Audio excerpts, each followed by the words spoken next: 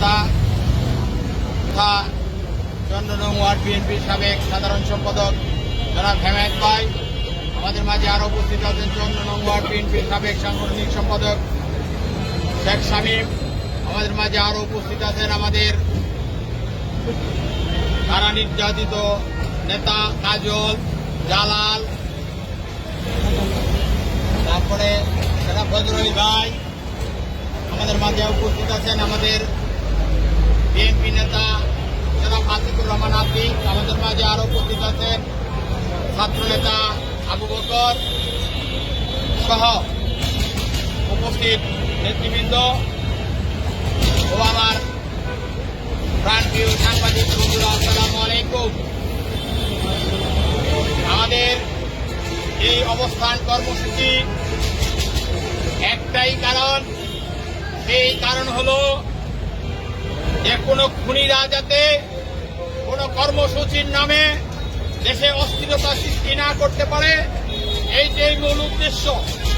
কারণ এই খুনি আওয়ামী লীগ, এই খুনি হাসিনার সন্ত্রাসী বাহিনী বিভিন্ন পায়তারা করতে চাইলে এই দেশ যেন শান্তিতে না থাকে, সাধারণ মানুষ যেন শান্তিতে ঘুমাতে না পারে, সাধারণ মানুষ যেন খেটে খাওয়া মানুষ যেন রাস্তাঘাটে না চলতে পারে, এই অস্থিরতা সৃষ্টি করার এই শুধু পায়তারা তাদের। আমরা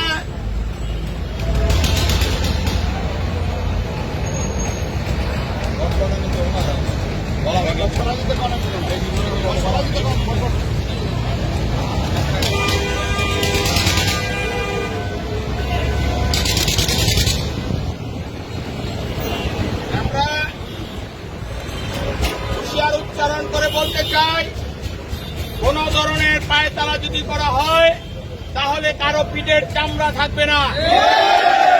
এই খুনিদেরকে বাংলার মাটিতে নিষিদ্ধ করতে হবে। আমাদের দল থেকে, সাধারণ মানুষের দল থেকে একটাই দাবি, এই খুনি হাসিনার ফাঁসি দিতে হবে এবং এই আওয়ামী লীগ এবং আওয়ামী লীগের সহযোগী সংগঠন, অঙ্গ সংগঠন, সকল সংগঠনকে নিষিদ্ধ করতে হবে। ফাঁসি চাই, ফাঁসি চাই, ফাঁসি চাই, ফাঁসি চাই। আমি আপনাদের সকলের উদ্দেশ্যে একটা কথা বলতে চাই, আমাকে হাত উঠে কথা দিতে হবে। আমাদের অবস্থান কর্মসূচি কিন্তু আজকে সারাদিন, আমরা মাগরিবের আজানের আগ পর্যন্ত অবস্থান কর্মসূচি পালন করব।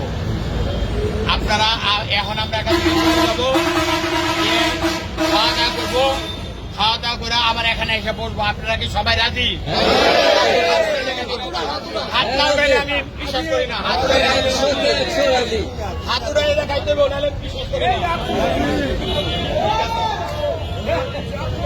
হাত উঠাইয়া কিন্তু ওয়াদা করছেন, খাওয়া দাওয়া শেষ করে আবার এখানে এসে অবস্থান করতে হবে কিন্তু। কারণ আমরা আজকে থাকবো, আমাদের আজকে পর্যন্ত ডিউটি করলে মোটামুটি প্রাথমিক পর্যায়ে একটা শেষ হইল। কোনো কিছুই হবে না, কোনো কিছু যাতে না হয় আমরা বসে বসে শুধু খেয়াল রাখবো, আর কিছু না, কিচ্ছু হবে না ইনশাআল্লাহ। আমরা ওরা ঠিক এই জায়গায় ওরা রামদল হয়ে বসেছে, সাধারণ ওই যে দেখছেন না, সবাই দেখছে, সবাই দেখছে। হ্যাঁ হইলো বাস্তবটা কে বলেন কোন ওইটা। আমাদের কাছে কিন্তু একটা লাঠিও না, আমরা সবসময় এরকম জিয়ার সৈনিকরা ভদ্র, শান্ত, সুশিক্ষিত, শুধু শিক্ষিত না সুশিক্ষিত।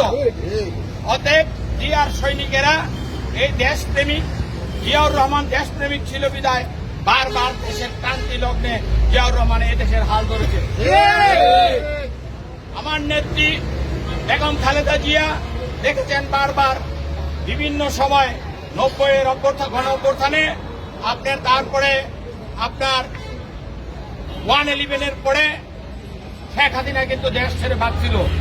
আমার নেত্রী বলছে যে এই দেশ, এই মাটি আমার, আমার কোনো বন্ধু নাই বাইরে, আমার বন্ধু যা আছে, আমার যা আছে সব জনগণই আমার বন্ধু, আমি দেশের বাইরে যাব না।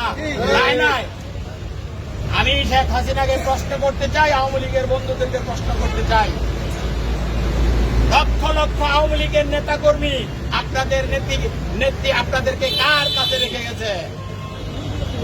কার কাছে রেখে গেছে। কোথায় আপনারা আজকে? রাস্তায় ফেলা দেওয়া গেছে। অতএব ভাবতে হবে, আমাদের নেত্রী কিন্তু দেশ ছাড়া হয় নাই, দেশ ছাড়া হবে না। সে সংকটাপন্ন অবস্থায়, চিকিৎসাধীন অবস্থায় ছিল, সে কারামুক্তি হয়েছে। দেখছেন একদিনের মাথায় কারামুক্তি হয়ে গেছে। শেখ হাসিনা ইচ্ছা করে তাকে মৃত্যুর দিকে ঠেলে দিয়েছে। আল্লাহ পাক যেন তাকে সুস্থতা দান করে। আমরা তবারক হওয়ার পরে তার জন্য এবং দেশের মানুষের জন্য আমাদের এই 5 তারিখে স্বাধীনতা সংগ্রাম সফল করার জন্য যেসব ছাত্রছাত্রী, সাধারণ মানুষ আত্মত্যাগ করেছে, শহীদ হয়েছে, আমরা তাদের জন্য দোয়া করব। আমরা দোয়া করব আজকে মৃত্যুর সাথে যারা পরিচালক হয়েছে, বিভিন্ন হাসপাতালে শুয়ে এই আন্দোলনের শরীর হয়ে, তাদের জন্য দোয়া করব। আমরা দোয়া করব সারা দেশবাসীর জন্য। আমরা দোয়া করব এই দেশের মঙ্গলের জন্য, আপামর জনগণের জন্য। আমরা দোয়া শেষ করে আবার পানি পুনি খাওয়া দাওয়া শেষ করে আমরা কিন্তু এখানে আসবো সবাই। ইনশাল্লাহ সবাই আসবে। আমরা কিন্তু